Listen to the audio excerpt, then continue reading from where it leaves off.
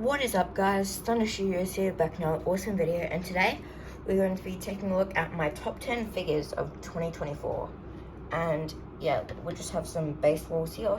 These are all official figures that came out in the year 2024. These may include like Generations, Mainline, Shiro series, and yeah, that's pretty much it. Now let's get into it. Starting off with the first figure, which is the Shiro series Rise of the Beast Scorponok. And yeah, this is just a really good figure.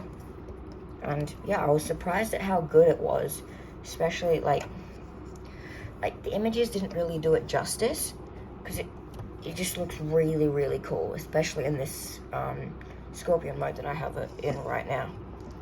Yeah, and it just looks super good, especially like with some of that 2007-ish Bayverse stuff.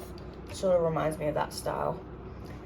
As for number 9, we have Transformers Rescue Bots Chase.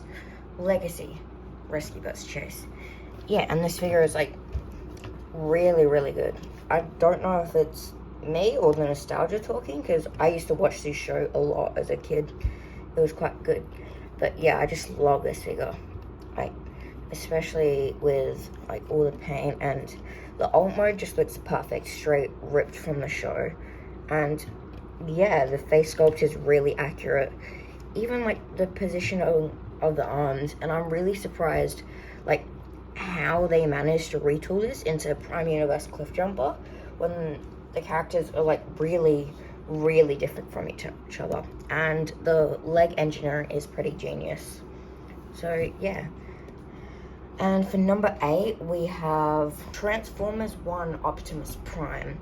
Now, initially I wasn't going to pick this guy up, but I did in a sale, and yeah, I'm glad I did. He was a really good figure, especially if you can find him for a decent price. But yeah, I like him a bit more now that I've seen the movie. But yeah, the reason he's a bit lower is sort of like the paint details. The red is a bit dull and sort of like yellowish gray plastic, and the axe isn't really accurate.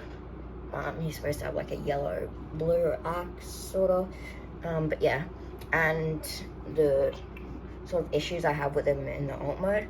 But yeah, that's why this figure is pretty low. So yeah, let's get on to the next one. We have, yeah, the Transformers Legacy Animated Universe Motormaster. And yeah, I was sort of confused between this figure and Optimus to put on this list. I mean, I like the colors on Optimus a little better, but the QC on that figure is kind of crap, so I went with this one instead. The QC is still bad per se, but it's better than Optimus. And yeah, the amount of poses you can put this guy in, and it's pretty accurate to the design. And yeah, it's like barely any kibble, and like the vehicle mode is really good, like especially since it's like a retool of Optimus. Retool, repaint, yeah. It looks really good in this new color scheme. So yeah, and for number 6, we have the Dramatic Capture series Shockwave. And yeah, the reason this figure is like sort of in the middle of this tier list is because it's sort of like a repaint of the Siege figure, but like the painting is like so nice on this figure, and he has some really nice ratchet joints. So yeah, and I really like the details here and how you can turn it into like his iconic laser pistol from G1. But yeah, and he has some really good light piping, especially like because the light piping isn't like that big, but it just looks so good on this figure. So yeah. Number 5, we have another Shockwave, but it's a bit different because it's from the Bumblebee movie. But yeah, this figure, he's sort of a Voyager, but he's pretty much leader scale, like the exact same scale as the concept art Megatron. And yeah, I think you're getting a really good bang for your buck on this figure. And yeah, the only thing I wish he had was a little bit of sort of like, I think elbow something arm up here. I don't know what that's called. Yeah, so on my elbow articulation, that's what it was. He only has like sort of a wrist, I think. So yeah, that sort of limits the amount of poses you can get him in, but you can still get him in a lot of poses. So yeah, on to my next figure, which is number 4, and this is Legacy Star Raider Ferak. And yeah, since this figure is like sort of a repaint of Cyclonus from Kingdom, he gets an automatic like really high up in the tier list because he's that good. Like, I sort of like the transformation where the entire like this long nose cone flips out from the chest. That's really good, like really good. And I just like the colors on this a little bit better.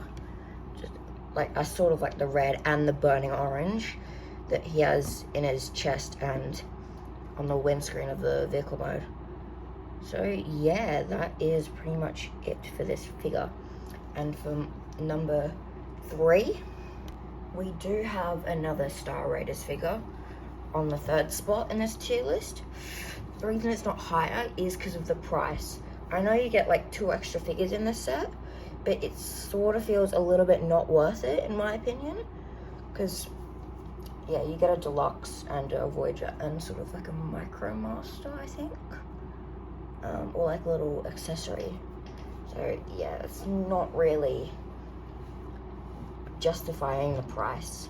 I mean, it's a solid looking figure, especially like with the peg leg and the pirate hook, because this is a retool of a previous version of Thundertron that released at the start of Legacy United. But yeah, because of that reason, like I do really like the paint on this figure a lot better than that one, but because of this figure, it is number 3.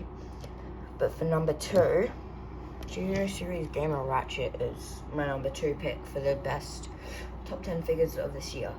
And yeah, he's just self-explanatory. He's so accurate to the material, and yeah, he comes with really good accessories, and the transformation is just a chef's kiss. It's so good. Like, even though it has fake parts, it's like a really fun and enjoyable experience, and you get a really big alt mode. Like, and yeah, all that for Voyager price. I know it's like not the height for the standard Voyager, but the engineering well worth makes up for it, definitely. And for my number 1 pick, it's Thundertron. What would you expect from number 1 top 10 list? Yeah, he's just a really good commander class, and for the price I paid for him, he's just really good. Like, the details on this figure are really good. The only thing I don't like is the warping sword. That's sort of like the only issue, especially where I live. It's really hot, so yeah, it warps a lot. But yeah, this figure is just really big. I know he's not like the tallest commander class, but the engineering and like the density of this figure, he's like really heavy, and yeah, he just looks so good on my display shelf. And yeah, there's my top 10 list. Definitely comment down below what figure you would have had as number 1 for your lists, and please subscribe as we're so close to getting 700 subscribers. But yeah, there won't be any new videos tomorrow, but there will be a bunch of shorts if I can. So yeah, peace.